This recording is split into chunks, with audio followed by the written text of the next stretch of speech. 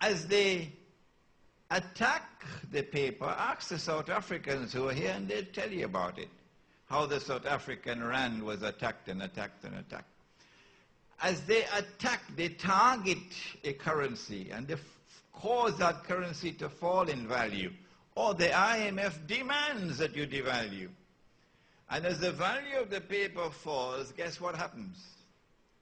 There's a massive transfer of wealth from the unsuspecting masses to a predatory, excuse my language, a predatory, blood-sucking elite.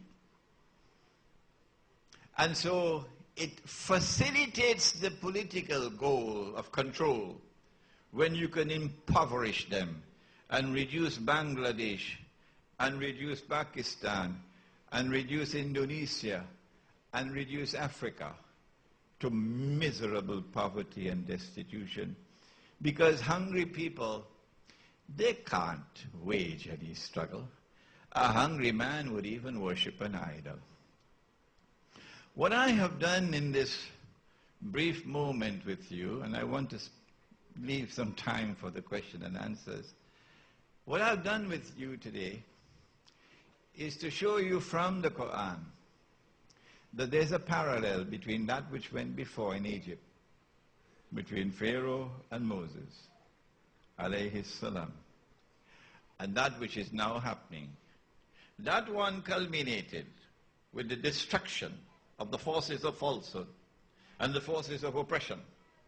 And this one will culminate with the destruction of the forces of falsehood and the forces of oppression. All that you have to do, those who follow Muhammad alayhi salatu wasalam and who are prepared to stand up for what is truth, regardless of the price you have to pay, and who are not impressed by patacake bakers, mankind of Islam. All that you have to do is hold on while the storm is blowing. The wisdom of the Lord is great. It is His wisdom at work to test who are His true servants.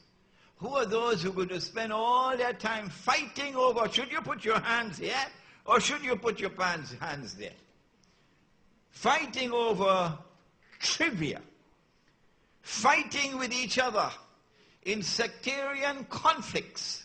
He belongs to that camp. Me ain't going to listen to him. Excuse my Trinidad language now. He belonged to that camp. He had that kind of, that was his teacher. Me ain't going to listen to him. No, we are brothers. We are sisters. We are pursuing the same goal. We follow the same master, the same leader. If you have to differ with me, do it with love. If you have to differ with each other, do it with respect. Maulana Siddiq and I have been involved in a boxing match for a long time now. He's a heavyweight, I'm not. But our differences has never stopped us from working together. Why should your differences with me stop you from embracing me as your brother? Even when you differ with me, you could listen to me politely, and I will listen to you politely. The end will come the same way it came in Egypt. The end will come when the Son of Mary returns. And when the Son of Mary returns, remember the most powerful voice in history, the most powerful voice in history ever to have declared that the Son of Mary will one day return is the voice of Muhammad sallallahu ta'ala alayhi wa sallam. We know more about what's going to happen when he comes back, more than the Pope knows. The Pope essentially is always a white man, remember that. We know more about what's going to happen when the Son of Mary returns than even the Pope knows. We know the truth will triumph. Let us end with this verse of the Quran. هو الذي أرسل رسوله بالهدى ودين الحق ليظهره على الدين كله وكفى بالله شهيدا. He it is who has sent his messenger Muhammad sallallahu ta'ala alayhi wa sallam, sent him with the truth, sent him with a way of life based on truth, with the guidance, that it might prevail in the end.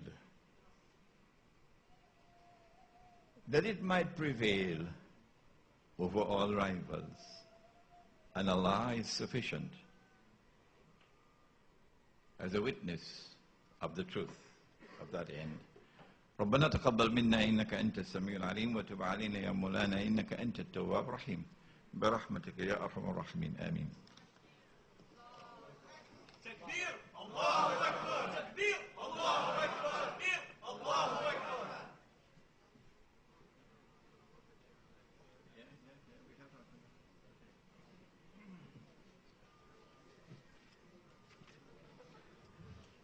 Jazakallah khair, Maulana Sahib.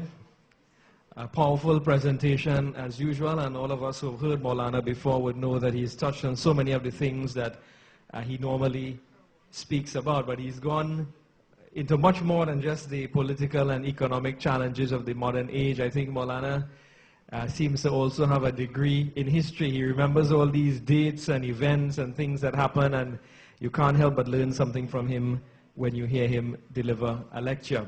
So much like with the presentation this morning, we're going to devote some time to a question and answer session, just about half an hour, inshallah. So we'd follow the same format of this morning. Brothers, if you have a question, you can come forward close to the table in front here. There's the cordless mic passing around, and sisters as well. Or you can write down your question and pass it to us.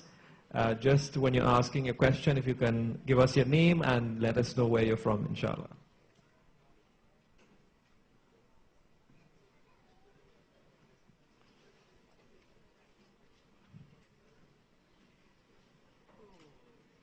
Ambassador Usman Ali, my colleague when I worked at the Foreign Service. Assalamu alaikum again. Really a great pleasure listening to you, Brother Imran. It makes me feel very proud, both from your academic excellence and the quality of the Islamic knowledge. My question is a rather very simple, almost naive one.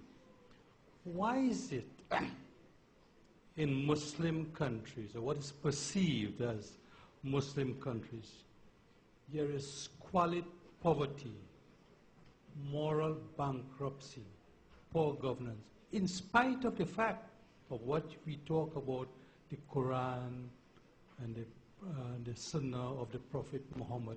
What has gone wrong? Why is it, and how can we really market this religion? That's a problem. We are unable to market it. We are unable to. The problem also that some of us can't communicate. You're an excellent communicator. We are all trainees here. I make this analogy. Maybe in Trinidad and Tobago we have the steel band. I feel it's an excellent instrument. It's not only carnival and jump up. It's a lovely instrument, fascinating instrument. I hope the visitors get a copy of a steel band tune and say, here to play. Could you please, I'm making, are you the moderator? Are you the moderator? Mr. Chairman, I take your permission. I'm trying to make an analogy which is a comparison. That's another thing. The intolerance of Muslims towards non-Muslims. I was making the comparison that there's a good thing in the steel band, but we in Trinidad and Tobago, we are unable to market it. The same thing, we have an excellent thing in Islam, but we are unable to market it. The one night I was listening to Dr. Zakir, and I was also listening to Jean Myers there. And they're able to communicate and convince people.